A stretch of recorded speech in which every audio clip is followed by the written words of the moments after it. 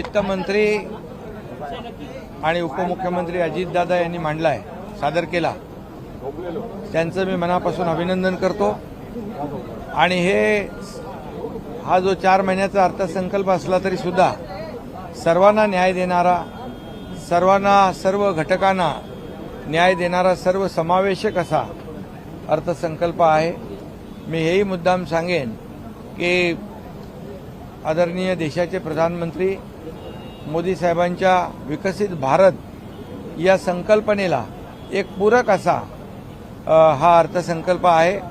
आणि यामध्ये मोठ्या प्रमाणावर दुर्बल घटक आहेत, महिला आहेत, शेतकरी आहेत, कामगार आहेत, तरुण आहेत, ज्येष्ठ आहेत, सगळ्यांनाच यामध्ये समावेश केलेला यांचा मोठ्या प्रमाणावर पायाभूत सुविधांसाठी या अर्थसंकल्पामध्ये निधी ठेवलेला आहे।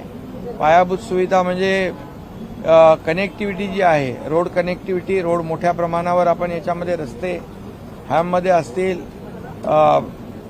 PWDचे असतील आणि ग्रामीण रस्ते असतील, शहरी रस्ते असतील, या सर्वांना प्राधान्य दिलेलं आहे। रेल्वेला आपण रेल्वे मार्गांना प्राधान्य दिलेलं आहे।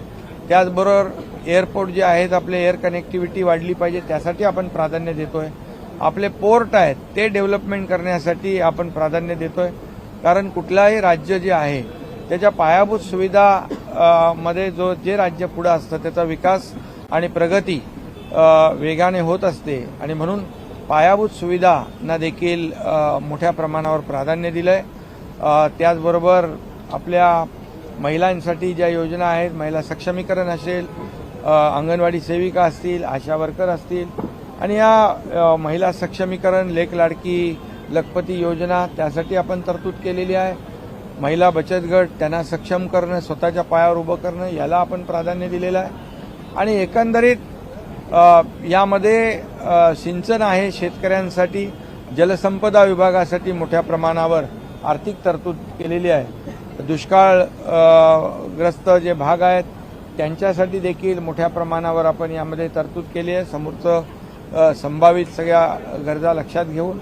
आणि शेतकऱ्यांना देखील आपण वेळोवेळी जे काही नैसर्गिक संकटाला सामना करावा लागतोय यासाठी देखील शेतकऱ्यांसाठी आज आपण या अर्थसंकल्पात देखील तरतूद केलेली आहे। जसं नमो सन्मान शेतकरी योजना जी आहे तशीच आपल्या सरकारने देखील 6,000 केंद्राचे आहेत, तसे 6,000 रुपये आपण आपले देखील त्याच्यामध्ये टाकलेत। मला वाटतं उद्या आपलं ते 2 हप्ते देखील आपण शेतकऱ्यांच्या खात्यावर थेट जमा करणार आहोत। यामध्ये पीक विम्याचा देखील आपण हे केलं। मुख्यमंत्री सौर ऊर्जा जी आहे त्याला आपण प्राधान्य दिलेलं आहे।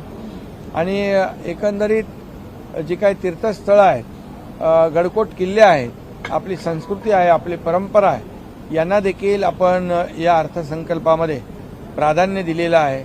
मोठ्या प्रमाणावर पर्यटन स्थळांना चालना देण्यासाठी त्याच्यासाठी तरतूद आपण केलेली आहे। मी सर्व डिटेलमध्ये जात नाही, परंतु एकंदरीत जे सर्वसमावेशक, सर्व घटकांना न्याय देणारा हा अर्थसंकल्प या ठिकाणी या 4 महिन्याचा आहे। आणि या नागरिकांना, या महाराष्ट्रातल्या जनतेला याचा नक्की फायदा होईल। त्याचबरोबर आपण अयोध्या आणि श्रीनगर या ठिकाणी महाराष्ट्र भवन देखील बांधतोय। आपले हजारो लाखो लोक जातात। आज अयोध्यामध्ये राम मंदिर झालंय आणि त्या दृष्टीने आणि त्यामध्ये खूप मोठ्या प्रमाणावर आपल्या रामभक्तांना देखील फायदा होईल। करोडो रामभक्तांचं स्वप्न आदरणीय मोदी साहेबांनी पूर्ण केलेलं आहे।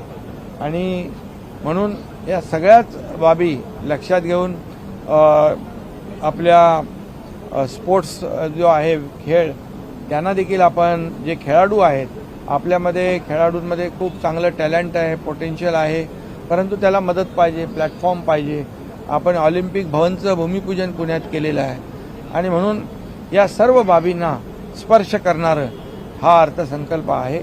सर्वसमावेशक, या राज्यातल्या प्रत्येक घटकाला न्याय देणारा हा अर्थसंकल्प 4 महिन्याचा असला तरी सुद्धा तो मांडलेला आहे। म्हणून मी पुन्हा एकदा वित्तमंत्री महोदयांचं अभिनंदन करतो आणि आमचे दुसरे उपमुख्यमंत्री देवेंद्रजी त्यांचंही अभिनंदन करतो. एक सरकारने एक सर्वसमावेशक असा अर्थसंकल्प सादर केलेला आहे. उद्धव ठाकरे म्हणाले हा इंटरिम बजेट नव्हता तर पूर्ण बजेट आणि घोषणांचा पाऊस होता. म्हणजे आता निवडणुका समोर आहेत म्हणून बजेट करायचं नाही आणि त्यांना विरोधी पक्षाला दुसरं काय. ज्यावेळेस त्यांच्या सरकारमध्ये होतो आम्ही दोघं, मी तसा अर्थसंकल्प केला की ते माझं कौतुक करायचे, फार छान आहे फार छान आहे. आता मी इकडे आहे म्हणून ते म्हणतात तसं, त्याला काय अर्थ नाही. महत्वाचं म्हणजे उद्धवजींनी स्पष्टपणे केंद्रीय अर्थमंत्र्यांच्या समोर एका कार्यक्रमात सांगितलं, प्रांजळपणे सांगितलं, मला बजेट वगैरे मधलं काहीच कळत नाही, त्याच्यामुळे मी काही त्याच्यावर बोलू शकत नाही. त्यामुळे ते लक्षातच येतं. जयंत पाटील यांनी असं म्हटलेलं आहे की या बजेटमध्ये पुरवण्या मागण्या हे अधिक होत्या आणि बजेट हे कमी होतं. पुरवण्या मागण्यांचं अधिक वित्तीय तूट. मी तुम्हाला माझं अर्थसंकल्पाचा शेवट करत असताना काय सांगितलं, विरोधकांच्याकडनं दुसरी अपेक्षा काय करणार, ते तसंच बोलणार. ज्या पद्धतीने गेल्या 1.5-2 वर्षामध्ये या राज्यामध्ये जी कामं सुरू आहे, जी कामं, जे प्रकल्प बंद पाडले होते, बंद होते, हे सगळे कामांना आम्ही एवढ्या मोठ्या प्रमाणावर चालना दिली आहे. जसं अटल सेतू, आज समृद्धी हायवे, मेट्रोची कामं जोरात सुरू आहेत, कोस्टल हायवेचं काम सुरू आहे. सगळ्या राज्यभरामध्ये एवढ्या मोठ्या प्रमाणावर पायाभूत सुविधा कामं सुरू आहेत की राज्य आपलं पायाभूत सुविधांमध्ये नंबर 1 आहे देशामध्ये. त्यामुळे त्यांना आता काय ते दुसरं बोलणार काय. त्यामुळे त्यांना विरोधी पक्षाला विरोधात बोलायची जी काही त्यांची पद्धत आहे ती ते अवलंबत आहेत. परंतु आम्ही त्या विरोधाला किंवा आरोपाने उत्तर देणार नाही. आम्ही कामातून उत्तर देऊ. म्हणून हे कामं दिसत आहेत आणि त्यामुळे त्यांच्या पायाखालची वाळू सरकलेली आहे. मुख्यमंत्री जी, आज का बजट किस तरीके से था और अयोध्या और श्रीनगर में भी महाराष्ट्र सदन बनाने की आज घोषणा हुई. 2 एकर बजट था और विपक्ष चुनाव हेक्टर ना नहीं, देखो क्या है, अयोध्या में करोड़ों राम भक्तों का सपना मोदी जी ने पूरा किया. बाला साहब ठाकरे जी का भी सपना था, वो मोदी जी ने पूरा किया. कई लोग बोलते थे मंदिर वही बनाएंगे, तारीख नहीं बताएंगे, ऐसे मजाक करते थे, लेकिन मंदिर भी बना दिया, उसका उद्घाटन भी हो गया. अभी वहाँ जाने वाले जो महाराष्ट्र के लोग हैं उनको वहाँ व्यवस्था चाहिए, इसलिए हमने मांग की योगी जी से और जमीन मिल गई. महाराष्ट्र भवन भी हो जाएगा और राम भक्तों के लिए बहुत ही उनको दिलासा मिलेगा. जब SIT की बात होती है तो खासकर विपक्ष कहने लगता है कि आप ही जाके मिलते थे कॉपी पेस्ट बजट 50 साल का नाना पटोले. तो ऐसे में विपक्ष की बात आई. बजट देखो, मैंने पहले ही कहा कि ये बजट जो है ये सर्वसमावेशक है, सर्वस्पर्शी है. इसमें दुर्बल घटक भी है, हमारा किसान भी है, कामगार भी है, माता बहनें भी है, युवा भी है और सीनियर सिटीजन भी है. सभी लोगों को उसमें शामिल किया है.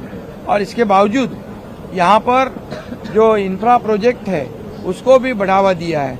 रोड कनेक्टिविटी, एयर कनेक्टिविटी, यहाँ पर रेल कनेक्टिविटी, रेलवे के लिए भी काफ़ी बजट में प्रावधान किया है. और हमारी जो संस्कृति है, हमारे मंदिर है, हमारे जो छत्रपति शिवाजी महाराज जी के गढ़कोट किले हैं, उसका भी संवर्धन, जतन, हमारी परंपरा बनाए रखने के लिए हमारी सरकार ने, अजीत दादा ने एक अच्छा बजट पेश किया है. उसका स्वागत करना चाहिए, लेकिन कैसे करेंगे स्वागत, उनको आदत ही नहीं, तो स्वागत करेंगे कैसे. संदर्भामध्ये या बजेटमध्ये स्पेशली अजितदादा तुम्ही प्रोव्हिजन केलेली आहे आरटी निर्मिती केली आहे. मुळात आरटी केले ना मातंग समाजासाठी. करण्याची मुळात भूमिका काय, कारण की नवबौद्ध हा काय सामाजिक एक हे काय सातत्याने मातंग समाजाची ती मागणी होती. संख्या जर बघितली ना पार्टीची तर त्याच्यात थोडंसं त्यांच्यावर असं जरा दुर्लक्ष होत होतं असं ते पाहिलं आणि मग त्याच्यावर सीएमच्यामध्ये आम्ही सगळ्यांनी ठरवलं की त्यांच्याकरता आपण आरटी करू.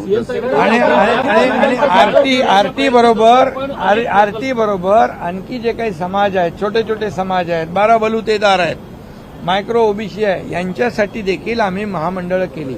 आणि फक्त महामंडळं केली नाही तर त्याच्यात तरतूदही केली. त्यामुळे त्यांनाही मोठ्या प्रमाणावर याच्यातून दिलासा मिळणार आहे. वेगवेगळ्या पद्धतीने अडचणीत आणलं जात आहे. जर आपण इतर 5 राज्यांचा विचार केला देशातल्या प्रमुख, तर महाराष्ट्राला या अडचणीत आलेल्या प्रकल्पांचा आणि त्यावर होणाऱ्या कर्जाचा, व्याजाचा खूप मोठा फटका बसतोय. याच्याकडे आपण कसं पाहतो? नाही, मला असं बिलकुल वाटत नाही. इनफॅक्ट आपण जर बघितलं तर सर्वाधिक पायाभूत सुविधांचे प्रकल्प महाराष्ट्रात आहे आणि महाराष्ट्रामध्ये एक जर मुंबई गोवा हायवे आपण जर सोडला तर इतर सगळे प्रकल्प आम्ही वेळेत किंवा वेळेच्या आधी पूर्ण करतो, रेकॉर्ड स्पीडने पूर्ण करतो. समृद्धी महामार्ग एक उदाहरण आहे की देशामध्ये इतक्या वेगानं लँड ॲक्विजिशन पासून रस्ता पूर्ण होण्यापर्यंत कुठेच हे झालेलं नाहीये. मुंबई गोव्यामधल्या अडचणी आपल्याला माहिती आहेत, पण तोही आम्ही आता लवकरच पूर्ण करणार आहोत. जारंगी पाटील यांच्या आंदोलन स्थळावरून मंडप वगैरे काढायचं प्रशासनाने कामकाज सुरू केले, काय आव्हान करणार की त्यांनी आता आंदोलन जवळपास साखळी उपोषण सुरू केले? नाही, खरं म्हणजे राज्य सरकारने मराठा समाजासाठी जे देय आरक्षण होतं टिकणारं, कायद्याच्या चौकटीत बसणारं, ते दिलेलं आहे 10%. कुणबी प्रमाणपत्र नोंदी ज्या जुन्या आहेत ते शोधून तेही देण्याचं काम सुरू आहे. मराठा समाजाला ज्या ज्या सुविधा पाहिजे त्या त्या देण्याचा निर्णय सरकारने घेतलाय. ओबीसी समाजाला धक्का न लावता, इतर समाजावर अन्याय न करता, हे आम्ही वारंवार सांगतोय. सरकारची भूमिका अतिशय स्पष्ट आहे आणि कालही स्पष्ट होती, आजही स्पष्ट आहे, उद्याही स्पष्ट आहे, राहणार आहे. कारण मराठा समाजाला आतापर्यंत ज्यांना ज्यांना संधी होती त्यांनी ती संधी दवडली. त्या मराठा समाजाला न्याय दिला नाही.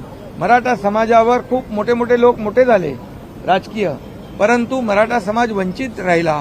परंतु ह्याच मराठा समाजाला जेव्हा देवेंद्रजी मुख्यमंत्री होते तेव्हा पहिल्यांदा, इतक्या वर्षातून पहिल्यांदा आरक्षण देण्याचा निर्णय झाला. हायकोर्टामध्ये ते टिकवलं. दुर्दैवाने सरकार गेल्यानंतर, सरकार बदलल्यावर सुप्रीम कोर्टामध्ये ते रद्द झालं. पण आम्ही यावेळेस देताना सुप्रीम कोर्टाने ज्या जे निरीक्षण, ज्या ज्या त्रुटी नोंदवलेल्या आहेत, मराठा समाज सोशली एज्युकेशनली बॅकवर्ड कसा आहे हे सर्व पटवून त्याचा सर्व्हे केलाय. फक्त सॅम्पल सर्व्हे नाही तर एक्सटेन्सिव्ह सर्व्हे केलाय, डिटेल सर्व्हे केलेला आहे. 4 लाख लोक काम करत होते आणि म्हणून हे आरक्षण टिकणार आहे. आणि म्हणून विरोधकांना देखील मी सांगू इच्छितो, आताच आरक्षण दिलंय, आताच GR काढलाय, तुम्ही आता टिकणार नाही. कुठल्या आधारावर म्हणता?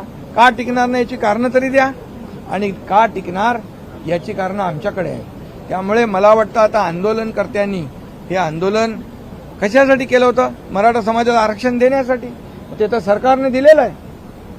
सरकार प्रत्येक गोष्ट जी आहे ते करते आहे आणि मला वाटतं आता हे आंदोलन करण्याची आवश्यकता कुणालाही नाही. अशा प्रकारचं काम राज्य सरकारने केलेलं आहे.